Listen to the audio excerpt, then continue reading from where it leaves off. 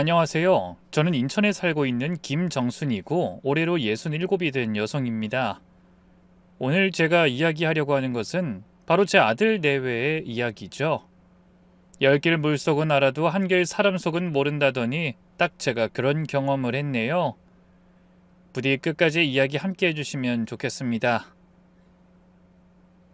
젊은 시절 저와 남편은 가난했고 슬아의 아들이 둘 있었어요. 가난 한번 벗어나 보겠다고 발버둥을 치며 하루도 쉬지 않고 일만 했었습니다. 그리고 그 과정에서 큰아이를 사고로 잃었어요. 그때 큰아들 나이가 고작 9살이었죠. 그 시절의 부모가 대부분 그랬듯 요즘처럼 애지중지 키우지도 않았고 그저 알아서 크겠거니 생각한 게 화근이었던 겁니다. 제대로 해준 것도 없이 허무하게 아이를 잃은 저와 남편은 후회하고 또 후회했어요. 하지만 결국 살아야 했기에 큰 아이를 가슴에 묻고 주지 못한 사랑을 작은 아들인 만수에게 쏟았습니다.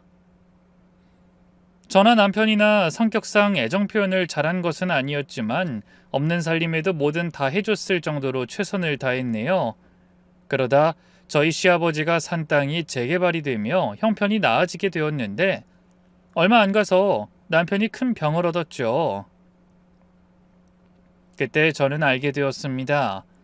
저희가 아들을 잘못 키워도 한참 잘못 키웠다는 걸 말이에요. 당시 아들은 원하는 대학을 계속 떨어져서 재수학원에 다니고 있었는데 삼수를 하던 어느 날 제게 이렇게 말했죠. 엄마, 내가 들어가고 싶다는 대학 말이야. 꼭 시험 봐서 안 들어가도 된대. 저는 놀라서 물었습니다. 시험을 안 보고 들어갈 수가 있다고? 그게 가능한 일이니? 가능하다고 하던데 기부하면 된대. 대학에 큰돈 주면 가능하다는 거지. 왜 그 장학금도 좀 주고 건물도 하나 세워주고 부잣집 애들은 그런 식으로도 입학한다던데. 뭐? 지금 그걸 말이라고 해? 왜 말이 안 돼. 엄마 날 위해서 그 정도도 못 해줘? 할아버지 선산 팔면 되잖아. 그리고 아빠도 보험금 좀 받지 않았어? 날 위해서 뭐든 해주겠다며. 그게 한두 푼으로 가당키나 할 것 같아? 쓸데없는 말 하지 마. 그리고 아버지 수술 받고 치료받으려면 그 보험금 필요한 거 몰라서 그래? 왜 이렇게 철이 없어? 난 모르겠고 무조건 해줘. 해달라고. 엄마 내가 이렇게 원하는데 그 정도는 해줘야지. 나 이번에도 떨어지면 쪽팔려서 얼굴도 못 들고 다닐 것 같아서 그래. 공부를 해. 남들은 다 그렇게 해서 대학 다녀. 더 어려운 형편인 사람들은 일하면서 공부 병행하기도 하고. 근데 넌 학원에 과외 해달라는 거 다 받게 해줬으면 노력이라도 해야지. 엄마도 그러지 마. 자꾸 아래 있는 것들이랑 비교를 하니까 그 수준에서 멈추는 거야. 나보다 더 잘난 사람들이 사는 방식으로 살아야 성공하는 거고. 대학 정도는 좀 쉽게 좀 들어가겠다는 게 뭐가 나빠? 이럴 줄 알았으면 나도 형처럼 확 뒤져야 했는데. 만수는 자신이 원하는 게 되지 않으면 죽은 형까지 끄집어낼 정도로 아나무인이었어요. 당연히 저나 남편을 무시하거나 비하하는 발언도 서슴지 않았죠. 머리가 다 커서 그런지 혼내는 것도 소용없었고 설득해도 이해하려고 하지도 않았습니다. 그나마 용돈을 끊었을 때가 약간의 효과가 있을 뿐이었네요. 나이가 더 들면 조금은 나아지지 않을까 기대한 것도 사실이었습니다. 하지만 남편이 죽고 난 뒤에도 아들은 정신을 차리지 못했죠. 그나마 그런 아들이 잠깐이라도 좋아졌던 것은 결혼을 한 뒤였습니다. 아들보다 2살이 더 많았던 며느리는 소위 말해 기가 센 여자였거든요. 아들이 사업을 한다고 제게 돈을 요구했을 때도 며느리가 중재를 했죠. 제게 돈을 주지 않으면 죽어버리겠다고 협박을 하니 며느리가 나선 겁니다. 당신 어머니한테 사업자금 달라고 하는 것까진 내가 뭐라고 못해. 근데 이건 아니지. 당신 지금 나이가 30이야. 근데 죽겠다고 협박을 하면서 돈 받아내는 게 맞아? 그게 다 큰 성인이 할 짓이라고 생각하고 이렇게 행동하는 거니? 아들은 그 말에 욱하는 듯 보였지만 눈치를 살폈죠. 내가 뭐... 그리고 나 엄마한테 하나밖에 없는 자식인데 유산 정도는 나한테는 권리가 있고... 뭐? 유산? 그럼 당신도 죽을 수도 있으니까 내가 미리 재산 분할해달라고 하면 해줄래? 사망보험금 내가 다 받아야 되니까 몇 개 더 들어도 될까? 여보 무슨 말을 그렇게 해. 그래 지금 당신 하는 소리가 그런 말이야. 제발 양심이 좀 있어봐. 당신 지금 어머님한테 용돈 드릴 나이야. 근데 잘 다니던 회사 때려치우고 갑자기 사업한다고 돈 달라고 하는 게 정상이니? 적어도 어떤 사업을 하고 내가 어떤 식으로 운영할 거고 어떻게 상환할지 계획이라도 있어야지. 마트에서 장난감 사달라고 바닥에 들어놓는 짓을 하면서도 안 쪽팔려? 엄마 앞인데 내가 왜 쪽팔려? 그리고 당신한테도 좋은 일이잖아. 내가 사업만 성공하면. 야, 제발 우리 쪽팔리게 살지 말자. 어머님 앞에서 이런 언쟁도 더는 하기 싫어. 일자리나 알아봐. 좋은 말로 할 때. 며느리는 절 보면서 한숨을 가볍게 쉬더니 이어 말했습니다. 어머님 정말 죄송해요. 그냥 못 들은 걸로 하세요. 제가 어떻게든 생활비 벌면 되니까요. 여보, 시끄러. 당신은 진짜 왜 그러고 사니? 어? 뭐지라.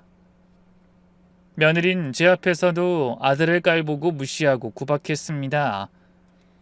보통의 시어머니라면 질색을 하겠지만 저는 오히려 그런 며느리가 든든했어요. 자식 잘못 가르친 부모를 대신해서 제 아들을 좋은 방향으로 이끌어주는 게 고맙기만 했죠. 진심으로 엎드려서 절이라도 하고 싶을 정도로 말이에요.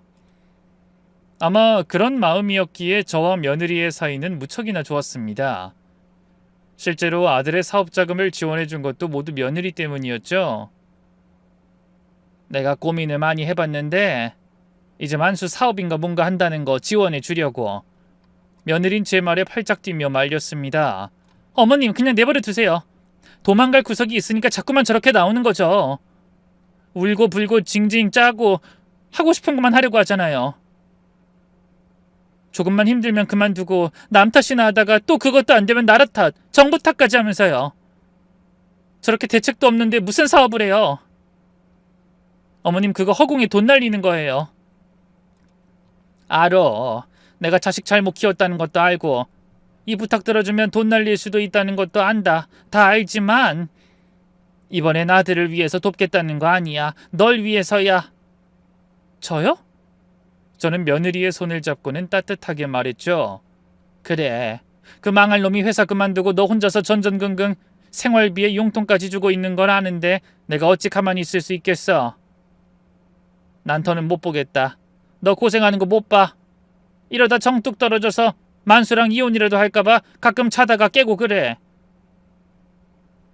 어머님도 참. 그래도 제가 선택했는데 이혼을 왜 해요. 뚝딱뚝딱 고쳐서 쓸 건데. 고맙다. 정말 너 아니었으면 이렇게 살 수 있었겠나 싶어. 그러니까 너도 모르는 척 그러고 받아. 만수도 조금씩 좋아지고 있으니까 언젠간 정신 안 차리겠니? 그래도 예전엔 식탐도 그렇게나 많았는데 요즘은 좀 줄어든 게 눈에 보여. 참고 있는 거겠지만. 그건 맞아요. 요즘 많이 참고 양보도 하려고 하더라고요. 그러니 너한테 더 고마운 게지. 우리 조금만 더 기다려보자. 언젠간 철 들겠지. 네, 저도 더 노력할게요. 그때까지 제게는 희망만 가득했습니다. 며느리 덕에 조금씩 좋아지고 있는 아들과 저를 잘 따르는 며느리까지 있었으니 이전보단 훨씬 안심이 됐죠. 그저 제가 바라는 것이라면 아들 내외의 생활에 여유가 좀 생겨서 아들, 딸 낳고 잘 사는 게 전부였고요. 그런데 그때의 제 판단은 제게서 모든 걸 빼앗아가 버렸습니다. 사업이 망했냐고요? 아니요. 제가 생각했던 것 이상으로 아들의 사업은 잘 풀렸습니다. 운이 좋았는지 순풍에 돛담배처럼 거칠 게 없었죠. 문제는 제 아들이었습니다. 만수가 돌연 며느리와 이혼을 하겠다고 했던 거였어요. 저는 그 소리 듣고 처음엔 장난이라고 생각하고 엄포를 놨죠. 만수 너 적당히 해. 엄만 그런 장난 딱 질색이야. 다른 것도 아니고 이혼을 가볍게 입에 올리는 건 절대로 못 참아. 아이 답답하네. 엄마, 나도 이제 어엿한 사업가야. 무슨 애 다루듯이 장난으로 몰고 가지 마. 나 충분히 고민했고 결정해서 말하는 거라고. 하영이 그 여자랑 이혼할 거야. 그 여자? 너 미쳤니? 도대체 이유가 뭐야? 이유는 셀 수 없이 많지. 걔 하는 걸 봐. 매번 어리다고 무시하고 하지 말라고만 하고 기나 죽이고 남편 하길 못같이 하는 여자랑 내가 왜 살아? 더 살아야 할 이유가 있어? 엄마도 그러는 거 아니야. 아들을 그런 식으로 대하는데 왜 가만히 있어? 다른 엄마들은 이미 이혼하라고 뒷목 잡았을 여자라는 거 몰라? 엄마 앞에서도 나 무안 주고 야 너 이러는데 그야 너 하는 짓이 하도 기가 차니까 그렇지. 그리고 너 허튼 소리 안 할 때도 걔가 그러든? 하영이가 너한테 얼마나 잘했는데? 너 백수일 때도 걔한테 용돈 탔었고 기억 안 나? 거기다 너 주식으로 퇴직금 다 날렸을 때도 너한테 아무 소리 안 했어. 하영이 그런 애야. 몰라, 난 기억 안 나. 상처받는 건 선명하게 기억나지만 애가 말이 좀 거칠긴 해도 다 널 위해서 그런 말 했던 거야. 너도 알잖아. 그리고 그건 결혼하고 초기에만 그랬지 사업 시작하고 걔가 그러든? 그야 내가 더 많이 버니까 직소리 못한 거겠지. 돈에 미쳐서는. 돈에 미쳐? 걔가 너한테 돈 받아간 적 있어? 오히려 나한테 용돈 하라고 주면 줬지. 하영이가 사치를 하기로 했어? 뭘 했어? 우길 걸 우겨. 됐고. 내가 주면 되잖아. 보상 그까짓 거 해준다고. 누가 혼자 꿀꺽하겠다고 해? 전 너무 어이가 없어서 아들의 눈을 똑바로 보고 물었습니다. 너 뭐 있지? 있긴 뭐가 있어. 아무것도 없어. 내가 만수 널 몰라? 나 너 낳았고 지금까지 키웠어. 똑바로 말하네? 뭐야? 만수는 자신의 얼굴을 양손으로 잔뜩 구기더니 한숨을 푹 쉬었죠. 그래, 여자 있어. 내 아이도 가졌고. 그래서 난 책임을 지려고 하는 거야. 저는 그 말과 동시에 아들의 등짝과 머리통을 마구 때렸습니다. 책임? 책임? 망할 놈. 어디서 할 게 없어서 개집질을 해. 너 정말 머리가 어떻게 됐어? 어떻게 그런 짓을 해? 나가 죽어. 책임지겠다는 놈이 가정을 깨? 아이씨, 그만 때려. 그럼 나더러 어쩌라고? 엄마가 내 인생 대신 살아줄 거야? 요즘 100세 인생이야. 100세 인생. 적어도 내가 살아온 날보다 살아갈 날이 더 많을 텐데 굳이 나이 많고 기센 여자랑 살아야 할 필요 있어? 나도 좀 애교 많고 살가운 그런 여자랑 살고 싶을 뿐이야. 그게 죄야? 사랑이 죄냐고. 엄마도 보면 놀랄걸. 지금 며느리보다 100배는 나을 거라고. 날 하늘처럼 떠받들고 말 한마디 한마디에 사랑이 넘치는 여자니까. 조강지 쳐버리고 제대로 사는 인간 못 봤어. 엄만 절대 반대야. 절대로 안 돼. 제 말을 들은 아들은 픽하며 가볍게 웃었습니다. 뭐 다리 몽둥이라도 부러뜨리게? 머리라도 깎아버리게? 내가 그 여자 아니면 안 되겠다는데 엄마가 무슨 수로 막을 건데. 됐고, 난 무조건 이혼이니 그렇게 알아. 그때 만수의 얼굴을 떠올리면 거의 광견병 걸린 들깨였습니다. 눈은 반쯤 돌아서 침을 질질 흘리며 오로지 본능만 남아있을 뿐이었죠. 그러니 제가 아무리 싫다고 반대하고 난리를 부려도 소용이 없었습니다. 결국 며느리도 모든 걸 다 알게 됐죠. 아들이 사업을 하면서 막내 직원으로 들어온 어린 여자를 임신시킨 사실까지도 말이에요. 안 그래도 결혼 초부터 제 아들 때문에 고생을 했던 며느린 미련 따윈 없었습니다. 다른 건 몰라도 불륜만은 못 참는다고 하더군요. 그럼에도 저는 그런 며느리가 아까워 붙잡았습니다. 염치 없다는 거 알아. 근데 난 하영이 네가 내 아들 손 안 놨으면 좋겠어. 내가 어떻게든 그쪽을 정리하게 설득을 더 해보고. 아니요, 죄송해요. 더는 못 견디겠어요. 솔직히 저 좀 지쳤던 것 같아요. 만수씨가 이혼 이야기 꺼내자마자 화가 나는 것보다 체념이 앞서더라고요. 또 한편으론 만수씨가 왜 다른 여자한테 눈길이 갔는지 이해도 됐고요. 그게 무슨 소리야. 네가 모자란 게 뭐가 있다고. 오히려 넘치면 넘치지. 그런 뜻이 아니라 결혼하고 난 뒤부터 만수씨랑 앞으로 살아갈 미래가 그려지지 않았다는 뜻이에요. 아이를 가지는 것도 싫은 채가 미뤘었어요. 맛있는 게 있어도 자기 입으로 먼저 들어가는 사람이 제대로 된 아빠 노릇을 해줄 수 있을까 내내 불신하면서요. 아마 만수 씨도 그걸 은연중에 느꼈겠죠. 저는 제대로 사람 만들 생각만 하면서 앞서갔고 가르치려고 했고 강요하고 그 사람은 그 사람 나름대로 힘들었을 거예요. 조급한 만큼 저도 막말 많이 했으니 잘한 것도 없고요. 그래서 그래요. 미안하다. 내가 자식을 너무 잘못 키웠어. 정말 미안해. 아니에요. 어머님 덕분에 저 그래도 지금까지 잘 살았어요. 너무 감사했어요. 며느리를 아꼈던 만큼 그 이상은 잡을 수 없었습니다. 저도 양심이 있으니 미안한 마음밖에 없었고요. 만수 역시도 자신의 잘못을 인지는 하고 있는지 결혼 생활이 10년이 되지도 않았는데 재산 절반을 뚝 떼어서 줬죠.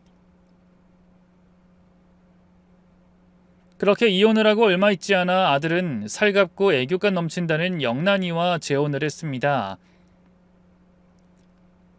실제로 보니 정말 애교가 철철 흐르더군요. 심지어 제 앞에서도 애정 표현이 스스럼이 없었습니다. 여보, 난 세상에서 당신이 제일 좋아. 진짜로 다시 태어나도 당신이랑 결혼할 거야. 정말? 진짜? 당연하지. 대학 졸업하자마자 바로 당신이랑 결혼해서 애를 셋은 낳을 거야. 그럼 당신을 다 닮아서 얼마나 예쁘겠어? 다른 애들은 연예인 사진 보면서 태교하지만 난 당신 얼굴 보면서 태교하잖아. 여보가 세상에서 제일 멋져. 이처럼 아들과 함께 있는 걸 보면 때론 닭살이 돋을 정도였죠. 물론 제게도 살갑긴 했습니다. 어머님, 오늘따라 너무 고우신 것 같아요. 막 얼굴에서 빛이 쏟아진다니까요. 울 자기가 누굴 닮았나 했더니 어머님이랑 완전 판박이더라고요. 피부며 콧대며 좋은 것만 다 물려받은 느낌? 태어날 우리 애도 남편이랑 똑같이 닮으면 소원이 없겠는데. 철없는 아들이랑 닮았으면 한다는 말에 뜨끔했지만 어색하게 웃었죠. 아, 그래, 너만 좋다면야. 에이, 완전 좋죠. 그래서 말인데 애기 태어나면 어머님이 봐주실 거죠? 어머님이 우리 남편 키웠으니 똑같이 키우려면 어머님이 돌봐주셔야 가능할 거 아니에요. 네? 약속해 주세요. 집도 가까우니까 뚝딱 하고 오셔서 봐주시면 딱 좋잖아요. 제발요. 그래도 애는 엄마가 키워야 뭐 가끔이면 모를까. 어머님이 안 봐주시려나 보다. 나 혼자 어떻게 키우지? 난 아무것도 모르는데. 어머님 한 번만요. 전 친정엄마도 없어서 어머님을 친엄마라고 생각하는데 그 정도는 해주실 수 있잖아요. 네? 네? 저를 친딸이라고 생각해 주시면 되잖아요. 솔직히 저는 영 적응을 하진 못했습니다. 저는 태생적으로 애교가 없는 사람이었고 그런 애교를 받아줄 정도로 유연하지도 못했죠. 기차 화통을 삶아 먹었는지 목청도 크고 콧소리까지 내며 들러붙어서 어찌해야 할지 모르겠더군요. 그래도 어떻게든 적응하려고 애를 쓰긴 했어요. 불륜으로 만나게 되어 껄끄럽긴 했지만 이미 벌어진 일이니 저도 받아들이려고 했던 겁니다. 실제로 손녀인 하민이를 돌봐주겠다고 나서기까지 했죠. 문제가 있다면 아이를 돌보는 게 제가 상상한 것과는 너무나 달랐다는 겁니다. 돌봐주겠다고 말을 한 바로 다음 날 아침에 다급한 초인종 소리에 나가보니 며느리가 하민이를 덜렁 데리고 왔더군요. 어머님, 왜 이렇게 문을 열지 않으세요? 저 숨 넘어갈 뻔했어요. 막 다리도 엄청 아프고 전화도 안 받아서 걱정도 됐거든요. 아, 씻고 있었지. 근데 지금 오전 7시에 무슨 일이니? 이렇게 이른 시간에? 애 봐주신다고 하셨잖아요. 약속 까먹으셨어요? 우리 어머니 총명탕이라도 지어드려야겠네요. 아니, 까먹은 건 아니다만 이렇게 이른 시간부터? 난 점심때 나가서 잠깐 봐줄 생각이었는데. 그리고 급하면 집으로 날 부르면 되지. 우리 집에 애기용품도 하나 없는데. 갑자기 이렇게 찾아오면 어쩌라는 건지 도통 모르겠구나. 저는 난처해 하는데 며느린 특유의 애교 피우는 표정으로 입술을 삐쭉 내밀더니 말했죠. 에이, 그럴 줄 알고 제가 다 가지고 왔어요. 무엇보다 저희 집에서 봐주심 저도 편안하게 못 쉬잖아요.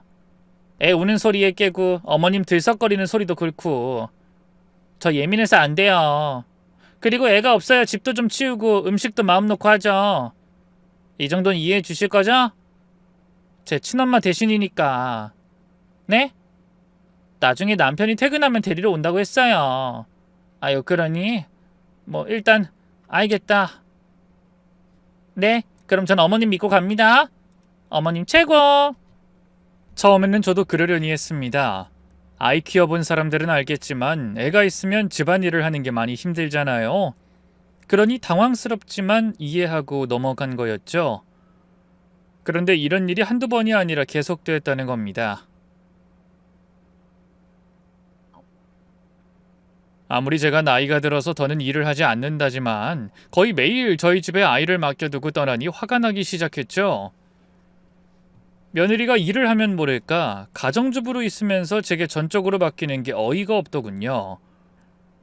그러다가 하루는 제가 친구들과 약속이 있어 전날에 미리 언지를 했던 날이었습니다. 하지만 어김없이 아침 7시에 아이를 데리고 왔죠. 또다시 눈웃음을 살랑거리면서 제게 이러는 겁니다. 어머님이 하나뿐인 손녀가 왔어요. 할머니한테 좋은 아침이에요 하고 인사해야지.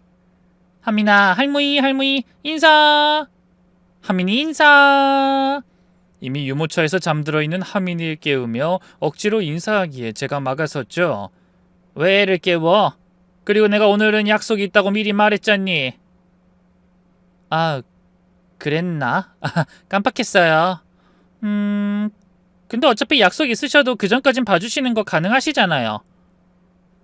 하민이 봐주기로 한 약속이 더 우선이니 일단 나중에 가실 때 저희 집 들러주세요. 하민이도 덕분에 산책도 하고 좋잖아요. 그럼 저는 너무 피곤해서 가볼게요. 아가! 어머님 빠이! 안녕! 나중에 또 봐요! 사랑해요! 웃는 얼굴에 침 못 뱉는다는 그 말이 딱 맞았습니다. 며느린 마치 손톱 밑에 박힌 잔가시 같은 그런 사람이었어요. 딱히 큰 통증이 없는데 가끔가다 툭 하고 걸릴 때 더없이 불쾌한 기분을 준다고 해야 할까? 분명히 제가 화내는 게 마땅한 상황인데도 생글거리며 잘도 피해가더군요. 결국 저는 어쩔 수 없다고 생각하고 약속 시간 1시간 전까지 아이를 봤습니다. 그리고 여유롭게 출발하려고 아들 내외 신혼집으로 향했죠. 그런데 아무리 배를 눌러도 나오지 않았던 겁니다. 문도 두드려보고 전화도 걸어봤지만 소용이 없었죠. 속으로 혹시 지금 씻고 있나 하는 생각에 저는 좀 더 기다려보려고 복도 한 구석으로 갔습니다. 그런데 1시간이 지나가는데도 아무런 응답이 없었죠. 약속은 취소했고 잠들어서 일어나지 못하는 모양이라 판단하고 발길을 돌리려는 그때였어요. 띵 하고 엘리베이터가 올라오더니 배달기사가 아들 집 앞에 서 있었습니다. 이어 배달이요 하고 기사가 큰 소리를 내니 현관문이 딸깍하고 열리며 며느리가 슬그머니 나오더군요. 순간 저와 눈이 마주쳤고 며느리는 아주 가볍게 인상을 썼습니다. 너 지금 안에 있으면서도 없는 척했던 거야? 내가 전화를 몇 통을 걸었는데! 이에 며느리는 생글거리는 표정으로 돌아와 또 혀짧은 애교를 쏟아냈죠. 에이 설마요. 없는 척이라니. 전 그런 짓 안 해요. 진짜로 몰랐어요. 깜빡 잠들었고 그래서 못 들었나? 에구구. 우리 어머님 화 많이 나셨구나. 어쩌지? 화 푸세요. 제가 다음엔 그런 일 일절 없게 할게요. 아니 어머님. 누굴 바보로 하니? 깜빡 잠들었어도 배달시킬 때 핸드폰으로 시켰을 거고 그럼 그때 부재중이 얼마나 들어왔는지 모르지 않았을 거 아니니? 말이 된다고 생각해? 복도에서 장작 1시간을 기다렸어. 1시간! 근데 깜빡? 제가 화를 내니 며느리는 이내 웃음기를 싹 지우곤 대꾸하더군요. 왜 화를 내세요?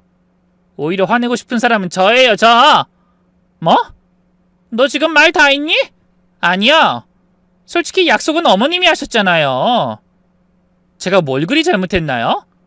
우리 딸 봐주기로 약속하셨다면 그게 먼저지. 친구분들이 왜 먼저가 되는 건지 저는 모르겠어요. 가족인데 가족 일이 최우선이 되어야 되는 거 아닌가요? 어차피 친구들은 다 이해해 줄 거고 딱히 하시는 것도 없잖아요. 어차피 친구 만나면 수다나 떨지 수다 떠는 건 나중이라도 할 수 있고요. 뭐? 어이가 없어서. 그렇게 표정 고치면 저 너무 무서워요. 조금만 애정을 가지고 말씀해 주실 수 없으세요? 제 친구네 시어머니는 나이 들어 손주 보는 맛을 산다는데 우리 어머님은 너무 인정이 없고 모성애도 조금 부족한 것 같아요. 남편도 어머님 무서워하고 매번 남편 하는 일에 부정적이시고 그러니까 남편이 질색을 하죠. 좀 유하게 그렇게 사시면 좋을 텐데. 며느리가 다시금 실실거리며 말하니 저는 기가 차서 헛웃음을 흘렸습니다. 말이 나왔으니 하는 말인데 난 손주 보는 재미로 살지 않아. 나도 만나는 사람 있고 따로 약속도 있는데 매번 이런 식으로 애놓고 넌 집에 들어가서 쉬고 아들이 하민이 데리러 오고 그럼 대체 넌 집에서 하는 일이 뭐가 있니? 지금 저 돈 못 번다고 구박하시는 건가요? 전처처럼 저도 일하라고요? 전처? 지금 걔 이야기가 왜 나와? 그리고 넌 왜 말을 그렇게 꼬아서 들어? 가정주부가 애를 안 볼 이유가 있냐고 물었어. 그것도 너희 애야. 그야 피곤하니까요. 저요? 저 친정엄마도 없어서 산후조리도 제대로 못해서 얼마나 서러운 줄 아세요? 무엇보다 저는 어머님을 친엄마처럼 대하려고 노력했고 동네 사람들도 효부라면서 칭찬해줘요. 근데 어머님은 절 싫어하시잖아요. 그 이한테 다 들었어요. 저랑 결혼한다고 했을 때 어머님이 반대한 거. 그리고 전처만 싸고 둔 것도 다요. 어떻게 문 안 열어준 걸 따졌더니 내가 결혼 초에 반대한 이야기가 나와? 뭐 하나 시원하게 대답하는 것도 아니고 모든 게 내 탓이다 이거니? 어쨌든 서운한 건 서운하다고 솔직하게 말씀드리는 거죠. 순간 이 아이랑은 말이 전혀 안 통한다는 걸 느꼈어요. 제가 따져 묻는 말과는 아예 다른 말을 하면서 본인이 순전히 다 피해를 입은 것처럼 행동했기 때문이죠. 왜 문을 열지 않았냐는 물음에 본인 약속이 우선이라고 하질 않나. 다른 집 시어머니와 비교하면서 억울해하지 않나. 또 가정주부가 애를 왜 안 보냐는 말을 돈 못 번다고 구박한다고 받아들이는 것도 당혹스러웠습니다. 그래서 저는 더는 이런 말도 안 되는 언쟁을 하기 싫어서 딱 잘라 말했죠. 도저히 안 되겠다. 앞으로는 하민이 너 혼자서 봐. 약속 나도 못 지키겠으니. 어머님, 갑자기 이런 법이 어딨어요? 이건 아니죠. 산후조리를 못해? 너 애 낳고 나한테 산후조리원 가고 싶다고 노래를 불러서 거기서 2주에 150인 곳에서 무려 2달을 살았어. 근데 무슨 산후조리를 아직까지 하니? 무엇보다 난 이렇게까지 오랜 시간 애를 볼 줄은 몰랐고 더는 그렇게 하고 싶지도 않구나. 그러니 앞으로는 너 알아서 해. 하민이도 직접 돌보고. 어머님, 시끄럽고 두말할 것 없다. 앞으로는 우리 집에 애 데리고 올 생각 마. 속이 후련했습니다. 거슬리던 가시를 핀셋으로 완전히 뽑아 올린 그런 기분이었죠. 그런데 역시나 그날 저녁에 아들 만수가 꼬리에 불붙은 망아지처럼 저희 집으로 쫓아왔더군요. 아이 엄마, 그 사람이랑 전처랑 비교하면서 구박했어? 돈 못 벌어온다고 그걸로 나무라고? 엄마가 하영이 그 여자랑 친했던 건 알아. 근데 그 여자랑 헤어진 게 언젠데 아직도 그래. 아 정말로 아들 이혼당하는 꼴 보고 싶어서 그래? 2번 이혼하길 바래? 걔가 그런 식으로 말 전했디? 내가 구박하고 돈 못 벌어온다고 했다고? 하, 기가 차서. 아니 뭐든 비슷한 말을 했으니 그러는 거겠지. 그 사람 얼마나 여린 사람인지 몰라? 걔가 어딜 봐서 여리니? 할 말 못할 말 가리지도 않고 눈치도 없고. 아, 왜 안 하던 시집살이야? 지금 안 사람 울고불고 난리 났어. 아, 더구나 애는 또 왜 갑자기 안 봐주겠대. 아, 엄마 정말 해도 너무한 거 아니야? 아무리 마음에 안 들더라도 고부 갈등을 일으키지 말아야지. 아, 돌봐주기로 했으면 끝까지 해주는 게 맞고. 시집살이? 지금 누가 할 소리래? 오전 7시에 찾아와서 애 맡기고 너 일 끝나고 애 찾아가는 시간이 오후 9시야. 늦을 땐 11시고 그걸 매일같이 하라는 게 말이나 되는 소리니? 길 가는 사람 자꾸 물어봐. 가정주부인 며느리 대신 이렇게 애 봐주는 시어머니가 세상에 어디 있는지. 막말로 하영이가 부탁해서도 못 들어줘. 하영이가 그런 부탁을 할 일도 없겠지만. 와, 또 전처 이야기야? 엄마가 이런 식이니까 안 사람이 악을 쓰지. 엄마, 솔직히 그 사람한테 이러는 거 아니야. 걔가 하영이보다 못한 게 뭐가 있어. 다른 사람들은 애교 많고 싹싹하다고 다 괜찮다고 난린데 엄마만 내 위난을 떨어. 유난? 그걸 엄마한테 할 소리야? 뚫린 입이라고 함부로 짓거리지 마. 이거 경고야. 내가 행복하다잖아. 전처랑 살 때보다 훨씬. 나랑 그 사람이랑 있는 거 못 봤어? 날 하늘처럼 떠받들어주는 사람이야. 그런 여자가 요즘에 흔한 줄 알아? 그럼 엄마도 적당히 맞춰줘야지. 부모가 자식을 위해 그 정도도 못해? 더구나 하나밖에 없는 아들인데. 그러는 너는 하나뿐인 자식이면서 나한테 뭘 해줬니? 돈 달라고 할 때만 부모 취급했지. 내 이야기 끝까지 들어주긴 했어? 지금 이 상황에서 한쪽 말만 듣고 와서 소리 지르는 건 자식된 도리야? 내가 너희 딸 안 봐주면 부모가 아니게 되는 거고? 이 몹쓸 놈. 보통 이렇게까지 말하면 한번 이야기를 해보자, 뭐 들어는 보자 정도는 나올 줄 알았습니다. 그런데 제 아들은 끝까지 실망시키는 법 없이 아나무인으로 결론을 내리더군요. 알았어. 뭐 그깟 돈 때문에 그래? 돈 돌려주면 되잖아. 사업자금 한번 지원해준 걸로 언제까지 우려먹을 거야? 아, 준다 줘. 이자까지 아예 다 쳐서 줄게. 됐지? 그 밥에 그 나물이라고 그땐 아예 포기를 해버렸습니다. 더는 싸울 기운도 없었고 실랑 일을 하기도 싫었어요. 이혼하고 나간 하영이가 이런 심정이었구나 하는 게 몸소 체감이 될 정도였죠. 저도 부모이기 이전에 인간이었기에 지치는 건 어쩔 수 없었던 겁니다.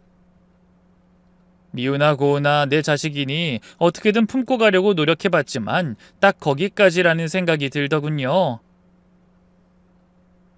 실제로 아들은 제가 투자했던 돈의 1,000만 원 정도를 더 올려서 주면서 절연까지 선언했죠. 한편으로는 시원했지만 다른 한편으론 뭘 위해서 살아야 할지 막막해졌습니다. 그리고 그때 저는 아들 만수에게 받은 돈의 일부를 자선단체에 기부하며 봉사활동을 시작했어요. 연탄 나르기 같은 행사 참여하는 게 전부였지만 틈틈이 빈병이나 폐지를 주어 그 돈을 모아 기부했죠. 본격적으로 하는 건 아니었고 바퀴가 있는 커다란 가방 하나 끌고 다니며 운동 삼아 한 거였고요. 문제는 아들 내외랑 동네가 같았기에 얼마 가지 않아 며느리에게 그 사실을 들킨 겁니다. 그리고 그때 저는 며느리의 본 모습을 마주하게 됐죠. 어머님, 설마 했는데 진짜였어요? 이게 뭐 하는 짓이에요? 폐지를 왜 줍고 다녀요? 이건 그냥 봉사 차원에서 어려운 이웃도 도우려고. 아이씨, 그니까 그걸 왜 우리 동네에서 하냐고요? 아파트 입주민 중에 어머님 얼굴 아시는 분이 있는데 얼마 전에 우리한테 그걸 물어봤어요. 어머님 폐지 줍는 거 아니냐고. 아, 진짜 일부러 이러세요? 우리 엿먹이려고? 남편한테 돈까지 뜯어가셨으면서 꼭 그래야 했어요? 돈 달라고 시위하는 것도 아니고 쪽팔리게. 뭐? 너 할 말 못할 말 못 가려? 어디서 돈을 뜯어간다 엿먹인다는 말을 해? 뭐 어때요? 절연했는데. 그러게 애라도 잘 보셨어야죠. 그나마 그거 아니면 어머님한테 잘할 이유가 하나도 없었는데. 어쨌든 앞으로는 우리 동네에 그 짓거리 하지 마시고 하시려면 옆 동네 가서 하세요. 동네 창피한 줄 모르고. 아우 짜증나. 애교도 많고 눈물도 많은 아이. 어쩌면 모든 게 제 오해였을지도 모른다는 일말의 희망이 와장창 박살나는 순간이었습니다. 만수가 제 앞에서 파르르 떨면서 이상한 말을 늘어놓을 때도 저는 아들이 어느 정도는 과장해서 말한다고 여겼어요. 중재라고는 해본 적도 없는 놈이니 아무 말이나 막 하고 있다고 말이죠. 그런데 그게 아니었던 겁니다. 며느린 애초에 저를 애나 봐주는 늙은이 딱 거기까지만 생각하고 있었던 거죠.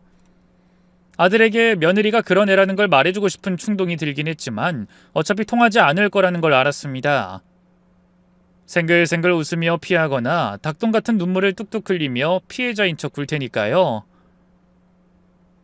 그렇게 저는 포기했고 그 상태로 거의 2년 가까이 시간이 흘렀을 때였습니다. 아들 내외가 저희 집 앞에 찾아왔더군요. 아들이 먼저 무릎을 꿇더니 울면서 이렇게 말했죠. 엄마, 나 좀 도와주라. 나 사업 넘어갔어. 나 빚까지 지고 직원들은 회사 집기까지 뜯어가고 빚쟁이들이 찾아와서 난동까지 피웠어. 엄마, 나 좀 살려줘. 저는 차가운 표정으로 그런 아들을 무시했습니다. 그랬더니 이번엔 며느리가 울먹이며 제 손을 잡더군요. 어머님, 제가 잘못했어요. 제가 그땐 너무 화가 나서. 차라리 절 미워하세요. 하민인 어머님 손녀는 아무 잘못 없잖아요. 네? 애가 놀라서 경기까지 일으키고 저 정말 속이 타들어가요. 제가 앞으로는 이런 일 없게 할게요. 저 정말 너무 무서워요. 2번 다신 얼굴도 보지 않을 생각이었습니다. 또다시 돈 때문에 절 찾은 것도 괘씸했죠. 하지만 며칠 내내 거짓골을 하고 제 앞에서 비는 걸 보니 차마 외면할 수가 없더군요. 그래서 우습겠지만 또다시 속는다는 생각을 하고 아들 내외를 천천히 받아줬습니다. 물론 빚을 갚아준 것은 아니었고 일정 부분 생활비만 조금씩 지원해줬어요. 저도 한두 번 속은 게 아니니 조금은 시험을 해볼 생각에 시간을 끌었던 거였죠. 그런데 고생으로 깨달은 게 있었던 건지 아들 내외는 많이 달라졌더군요. 아들은 제게 어설프게나마 효도를 하려고 했고 며느린 살고 있던 집의 비번까지 알려주며 언제든 제게 와달라고 했습니다. 이전처럼 억지를 부리거나 살랑거리면서 빠져나가는 짓도 하지 않았죠. 그러다 그날은 고민 끝에 빚을 탕감해주는 정도는 해주자 싶어서 큰맘 먹고 아들 내외의 집을 찾았습니다. 헌데 며느린 전화를 받지 않았고 양손 가득 반찬거리를 들고 왔기에 일단 들어가자 싶었죠. 현관 비밀번호를 누르려는데 아이가 있는 집이라 그런지 소리가 나지 않게 설정이 되어 있더군요. 그런데 문을 열고 들어서자마자 며느리의 목소리가 안에서 들리는 겁니다. 아차 싶어서 나갈까 했는데 저는 현관문 앞에서 굳고 말았죠. 또 그래? 어차피 요양원 들어갈 노인네잖아. 죄책감 갖지 마. 일찍 간다 생각해, 여보. 이렇게 맘 약해서 사업 다시 시작할 수 있겠어? 그리고 어머님 상태 이상하다고 내가 몇 번을 말해. 우리 형편에 치매 있는 노인네를 어떻게 돌봐? 하민이 생각해서라도 맘 독하게 먹어야지. 최대한 좋은 요양원에 보내면 되잖아. 어? 자기야, 여보. 사업 자리 잡으면 그때 다시 우리가 모시면 되는 거잖아. 응? 이번 한 번만 내 말 좀 들어봐. 순간 온몸에 소름이 끼쳤습니다. 콧소리 섞은 그 애교가 어느 때보다 치가 떨리더군요. 며느린 한참을 무슨 소리를 듣는 것처럼 가만히 있더니 다시 입을 열었죠. 내 말 좀 들어봐. 어머님 달라지신 거 맞아. 자긴 모르겠어? 당신한테 하는 것만 봐도 그래. 예전엔 달라고 하면 턱턱 주고 뭐든 아깝지 않다고 했잖아. 근데 지금 봐. 성격도 이전이랑 너무 달라졌고 폐지 줍고 눈빛도 이상하잖아. 어머님이 돈 많은데 왜 그런 짓을 해? 더구나 기부도 했다잖아. 그 큰 돈을. 그거 치매 초기 증상이야. 초기일 때 제대로 관리받게 하는 게 왜 부모를 버리는 거야? 그리고 내가 영영 가둬놓자고 했어? 여보가 사업 일으켜서 우리도 살만해지면 바로 모시고 오면 된다니까. 어머님 사는 그 집 팔아야지, 어? 저는 일단 거기까지 듣고 현관문을 살짝 열어 밖으로 나왔습니다. 다리에 힘이 풀렸음에도 이를 악물고 그 장소를 벗어났죠. 이윽고 안전하다는 확신이 드는 순간 저는 주저앉았습니다. 서러운 마음에 눈물도 찔끔 나더군요. 대화 내용상 며느리가 주도했다는 건 확실해 보였지만 아들 역시 저를 버리려고 한다는 게 보였기 때문입니다. 그래서 저는 둘 다에게 복수를 계획했어요. 9을 주고도 남은 하나를 주지 못해 가슴 아픈 그런 부모는 개나 줘라. 속으로 욕지기를 내뱉으면서 말입니다. 일단 가장 처음 한 것은 며느리의 본성을 까발리는 거였죠. 동네를 돌면서 온갖 부동산에 들러 이렇게 말했습니다. 최대한 빨리 처분한 분에게 수수료의 50%를 더 드리죠. 최대한 많은 인원을 데리고 가서 집을 구경시켜주세요. 인원들 끌고 갈 때마다 소개 비용으로 10만 원씩 더 드릴게요. 비밀번호는 제가 알려드릴 테니까요. 애초에 아들이 살고 있던 집은 바로 제 명의였어요. 어차피 나 죽으면 아들이 물려받게 될 테니 굳이 돈 들여서 명의를 이전하지 않았던 겁니다. 절연이다 뭐다 했을 때도 차마 그 집은 빼앗을 수가 없었고요. 하지만 그땐 앞뒤 가릴 것 없이 일단 주어진 것을 모두 빼앗을 생각이었습니다. 동시에 스트레스 역시도 주고 싶었죠. 그렇게 밤낮 할 것 없이 사람들이 찾아가기 시작했고 뒤늦게 모든 걸 알게 된 며느린 저를 찾아와 호소를 했습니다. 어머님, 도대체 왜 이러시는 거예요? 비밀번호 바꿨는데 부동산 업자인지 뭔지가 밤새 누르고 난리 났어요. 그 집은 저희 주신 거 아니에요? 사생활이 있어야 하는데 정말 미치겠어요. 혹시 우리가 살고 있는 곳 팔아서 빚 갚아주신다는 거였어요? 내가 너희 빚을 왜 갚아? 내가 용서해준다고 했지 언제 빚 갚아준다고 했니? 난 너랑은 지키지 못할 약속하기가 무서워서 못하겠어. 그러니 확실하게 하고 가자. 어머님, 돈 있으면서 치사하게 이러시는 거예요? 치사? 너 진짜 치사한 게 뭔지 모르는구나. 아들이 타고 다니는 차 그것도 내 명의야. 어디 한번 팔아볼까? 집 앞에 슈퍼 가면서도 몰고 다니더니 어쩌니? 다리 많이 아파서. 진짜 해도 너무하네요. 죽을 때 싸들고 가시게요? 싸들고 가면 관뚜껑 열어서 가지고 갈 것 같으니 어디 옥상 올라가서 다 뿌려버리고 갈란다. 왜? 그래도 너흰 잘 살겠지. 다시 태어나도 결혼할 거라며. 근데 남자는 돈 생기면 본성이 드러나고 여자는 돈 없으면 본성이 드러난다고 하더라. 내 아들은 사업 성공해서 조강지쳐 버리는데 고작 1년 걸렸어. 그래, 넌 얼마나 가는지 내가 지켜보마. 그리고 최대한 집 좀 빨리 비워다오. 내 집에서 나가라고. 치사해도 어쩌겠니, 내 집인데. 며느리 다음은 제 아들 만수였어요. 며느리와 대판 싸웠는지 술 냄새를 풍기며 절 찾아왔죠. 엄마가 나한테 어쩜 이럴 수가 있어? 아빠가 살아 계셨으면 이런 짓 절대 못했어. 살라고 한 집이잖아. 가뜩이 날 빚 때문에 힘들어 죽겠는데 등에 칼을 꽂아 넣어야 후련해? 엄마 진짜 정신이 좀 이상한 거 아니야? 아니 왜 안 하던 짓을 자꾸 해? 전 그런 아들을 비웃었습니다. 네 안사람이 나 치매라고 하니? 뭐? 왜 모르는 척을 해? 요양원에 넣어두고 내 집 팔겠다는 계획 나 다 들었어. 근데 요양원이라고 억지로 강제로 넣을 수 있는 줄 알아? 알아보니 병원에서 진단 제대로 받아야 가능한 거야. 그리고 치매 환자라더라도 의사결정 능력이 일부라도 남아있다면 본인의 동의 없이 강제로 요양원에 보내는 것은 인권 침해고. 알아먹었니? 이 망할 것들? 저는 그 말과 동시에 병원에서 직접 검사한 결과지를 아들의 얼굴에 던졌죠. 임상증상, 신경심리검사, 영상소견, 혈액검사의 결과 전부 말입니다. 헌데 아들은 그걸 보면서도 고개를 저었죠. 아니 분명히 엄마가 치매라고.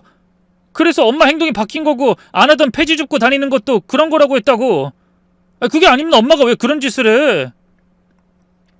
아들 새끼도 키워놨더니 엄마 죽을 날만 새고 있는데 나라고 못할 짓이 있겠어? 엄마! 그래, 날 못 믿겠으면 기다려봐. 가난이라는 건 생각보다 많은 걸 보여줄 테니까. 네가 그렇게 믿는 사람이 어떤 인간인지 똑똑히 보라고. 엄마, 그거 병이야, 병! 서럽긴 했지만 아들의 믿음은 확고했습니다. 애초에 유부남을 꼬여내서 결혼까지 파탄낼 정도였으니 새 치어가 대단하긴 했을 거라고 생각해요. 더구나 제가 봐도 애교가 넘치는 건 사실이었고 한때는 제가 나쁜 사람인가 스스로를 의심하기까지 했으니까 말이죠. 또한 대외적으로도 살갑고 싹싹한 며느리라고 주변에서 칭찬을 했고 아들에게도 몹시 잘했던 것은 부정할 수 없었습니다. 무뚝뚝한 저나 기가 센 전며느리와 비교하면 천사가 따로 없었을 테죠. 하지만 그 사랑스럽기만 한 여자가 변하는 건 고작 한 달이치 지나지 않았을 때였습니다. 아들이 겨울비를 쫄딱 맞아 벌벌 떨며 저희 집에 찾아왔죠. 엄마, 이 영란이가 그 사람이 이혼하자고 나 같은 무능한 인간은 딱지 쓰기라고. 저는 대꾸조차도 귀찮아서 되물었습니다. 그래서 울면서 빌었지. 절대로 안 된다고. 조금만 기다려달라고. 하민이를 위해서라도 헤어지지 말자고 그랬어. 근데 그 사람이 하민이가 내 딸이 아니래. 친부랑 다시 만났고 그 사람이랑 재혼한다고 하네. 사람이 어떻게 이럴 수가 있지? 나 진짜 노력 많이 했어. 근데 아들은 그간 돈에 가려졌던 며느리의 민낯을 모두 보고 말았더군요. 하민이가 친자가 아니라는 사실은 물론이고 제가 그간 막대했던 것까지 알게 되었다고 했습니다. 알고 보니 며느린 제가 돈도 아끼고 패지나 줍고 다니는 돈이 없을 줄 알고 본성을 드러낸 거라고 하더군요. 만수는 고개를 푹 숙이고 어깨를 들썩였죠. 자신이 가장 믿었던 사람에게서 배신을 당했으니 그 충격이 엄청났을 겁니다. 위로를 해주고 싶었지만 저 역시 마찬가지였죠. 그걸로 내가 느꼈던 기분 조금이라도 느꼈으면 좋겠다. 그리고 배신당한 하영이 기분도. 돌아가. 어미를 요양원 넣으려고 했던 아들이랑은 살고 싶은 마음도 없으니 그때 네가 날 버렸으니 나도 더는 너 바로는 못 받아주겠다. 빚 다 갚고 그때 다시 보자. 아들은 입술을 파르르 떨더니 고개를 끄덕였습니다. 미안해 엄마. 근데 이거 하나만은 알아줘. 요양원 보낼 생각은 진짜 없었어. 그건 아니라고. 그냥 무서웠던 거야. 아내가 설득해도 난 허락 안 했어. 진짜야. 나머지는 다 내 탓이야. 내가 다 망쳤어. 정말 미안. 결국 아들은 이혼을 했습니다. 빚밖에 없었으니 당연히 나눠 가질 것은 아무것도 없었죠. 그나마 위자료 일부가 측정이 되었는데 그마저도 하민이의 친부가 대신 내어준다고 하더군요. 생글생글 웃거나 아님 질질 짜면서 남자 덕을 또 본 겁니다. 그나마 제 아들은 빚을 갚으며 살아가는 벌을 받았는데 어쩐지 며느리에겐 제대로 된 복수도 못한 기분이었죠. 그러다 보니 이겨도 이긴 것 같지 않은 기분이 드는 겁니다. 그래서 수소문 끝에 영란이가 재혼한다는 남자의 본가 주소를 알아냈고 남자 쪽 부모를 찾아갔죠. 저는 그곳에서 그간 있었던 일을 모두 차근차근 설명했습니다. 하지만 전 시어머니를 믿어줄 사람은 당연히 없었죠. 남자 쪽 어머니가 믿지 못하겠다는데 고개를 저었습니다. 아무리 봐도 영란이가 그런 짓을 했다는 게 믿어지지 않고요. 그쪽 아드님 사업이 망하면서 많이 싸우고 힘들었다고 하는데 억하심정으로 이러시는 것 같아서 영 찜찜하네요. 저는 그 말에 미리 준비해둔 서류와 통장을 보여줬죠. 돈 없어서 우리 아들 그렇게 두는 거 아닙니다. 자식 잘못 키워 끝까지 가르치려고 그냥 둔 거죠. 저요, 이렇게 보이지만 당장이라도 아들 빚 상환할 능력도 있고 남의 집 잔치에 촛불일 정도로 앞뒤 없는 사람 아니라는 걸 보여드리고 싶어서 제 재산 목록 가지고 온 거예요. 물론 못 믿는 게 당연하죠. 저라도 그랬을 테니까요. 아무래도 그렇죠. 이게 한쪽 말만으론 믿을 수가 없기도 하고. 그럼 시험을 한번 해보세요. 하민이 제가 거진 다 키웠습니다. 오른쪽 발가락 사이에 점이 2개가 있어요. 그리고 왼쪽 검지에도 2개가 있고요. 특이하니 모를 수가 없을 겁니다. 그거 물어보세요. 맞출 수 있는지. 진짜로 제 말이 틀렸고 영란이가 자식 제대로 키웠다면 모를 수 없는 거잖아요? 그 정도는 해볼만 하잖아요. 아드님 위해서라도. 그야 그렇죠. 그건 한번 물어볼게요. 그리고 또 하나. 영란이가 아드님 취업 못했을 때 임신 사실도 알리지 않았다는 거 아시죠? 지금 자리 잡아서 대기업 다니니까 어떻게 찾아서 말한 것 같은데 회사에서 잘렸다는 말도 한번 해보라고 하세요. 그리고 집에 빚도 있다고 언지를 해주시고 그럼 그때 그 아이의 얼굴이 제대로 보일 테니까요. 웃는 얼굴에 속지 마시고 한 번만 믿고 절 따라주세요. 아휴, 이거 참 곤란하시겠죠. 제가 이런 짓 하는 것도 이해 안 되실 거고요. 복수를 위해서? 맞아요. 하지만 저 객관적으로 제 아들이 잘했다고 며느리만 탓해서 이러는 거 아닙니다. 자식 잘못 키운 것도 맞고 조광지쳐 버린 놈이라는 거, 부모 얼굴 보러 와서 돈 이야기만 꺼내는 불효자라는 것도 인정하고요. 근데 그쪽 아드님은 아니잖아요. 그러니 드리는 말씀입니다. 저 딱 한 번만 믿고 돌다리 건너기 전에 딱 2번만 두들겨는 보시라는 겁니다.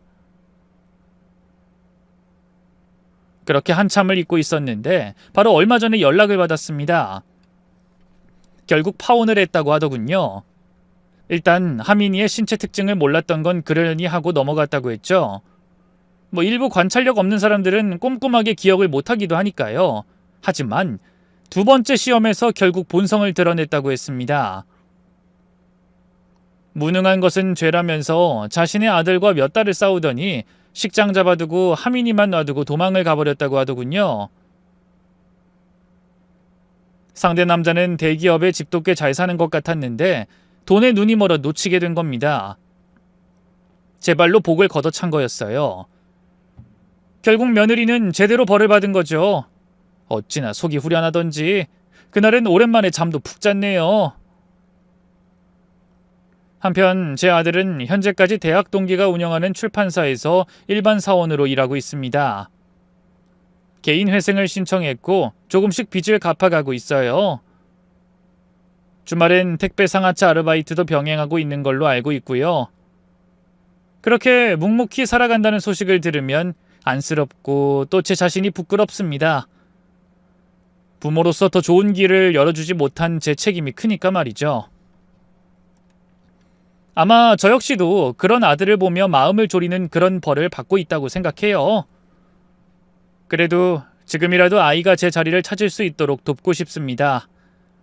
왜냐하면 언젠가는 제 손을 놓고 혼자 살아가야 하니까요. 그때를 위해 저는 좀 늦은 가르침을 시작하려 합니다. 물론 저 역시도 언젠가는 빚을 다 갚고 떳떳하게 제 앞에 섰을 때 저 역시도 이전보다는 더 많이 표현해 보려고요. 정말 최고라고, 너무 멋지다고, 그리고 사랑한다고 말이죠. 혹시 저처럼 표현에 인색하고 무뚝뚝한 분들이라면 오늘 하루만큼은 좀 과하다고 느낄 정도의 표현 한마디 자식들에게 전해보는 건 어떨까요? 이번 일을 통해서 내 자식이 변하길 바라는 만큼 부모 역시 변해야 한다는 걸 깨달았거든요. 언제까지 난 원래 이런 사람이야 라고 살 수 없잖아요. 지금까지 제 이야기 끝까지 들어주셔서 너무 감사드리고요. 모쪼록 평안한 하루 되시길 바랍니다. 감사합니다.